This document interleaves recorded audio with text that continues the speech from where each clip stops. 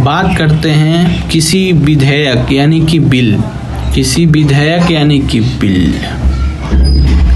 किसी विधेयक का व्यापकगत हो जाना यानी कि समाप्त हो जाना।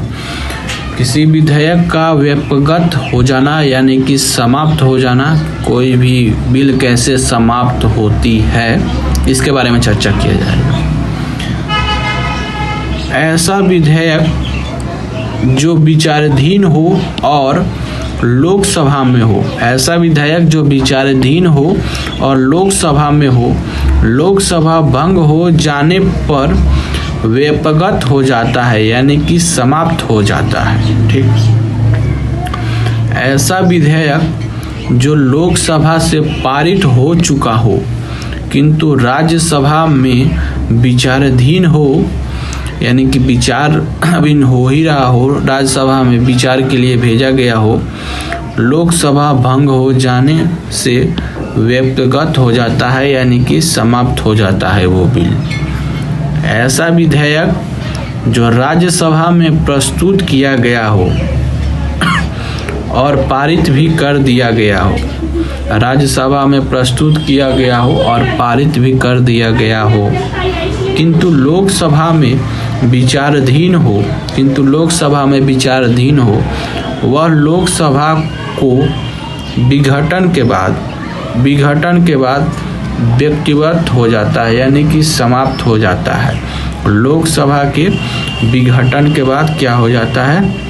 समाप्त हो जाता है। एक ऐसा विधेयक जो राज्यसभा में प्रस्तुत और पारित हुआ हो, जो राज्यसभा में प्रस्तुत और पारित हुआ हो, फिर लोकसभा में भेजा गया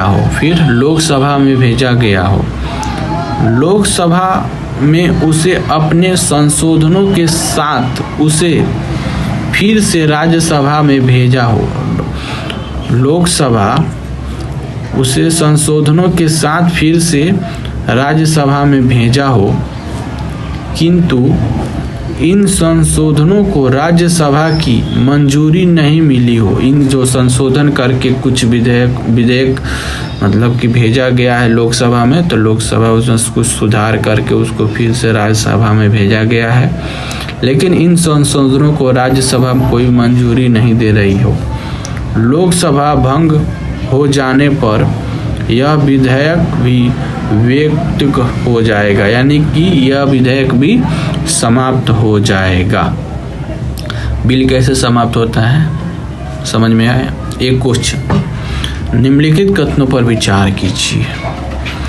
लोकसभा के विघटन होने की स्थिति में ऐसा विधेयक जो दोनों सदनों से पारित होकर राष्ट्रपति की मंजूरी के लिए रखा गया हो, क्या समाप्त नहीं होता है यानी कि व्यापकगत नहीं होता है? बताइए सही है कि गलत? ऐसा विधेयक जो राज्यसभा में विचाराधीन हो, किंतु लोकसभा से पारित नहीं हुआ हो, वह लोकसभा के विघटन के कारण समाप्त हो जाता है। वो लोकसभा के विघटन के कारण व्यक्तपत हो जाता है यानी कि समाप्त हो जाता है। ऊपर दिए गए कथनों में से कौन से कथन सही नहीं है? 1, 2 और नॉन ऑफ दी, इनमें से कोई नहीं। दिए गए कथनों में से कौन से कथन सही नहीं हैं? बताइए इनमें से कौन से कथन सही नहीं हैं? आप कमेंट बॉक्स में बताइए कौन से कथन सही नहीं है। Thank you for watching the video.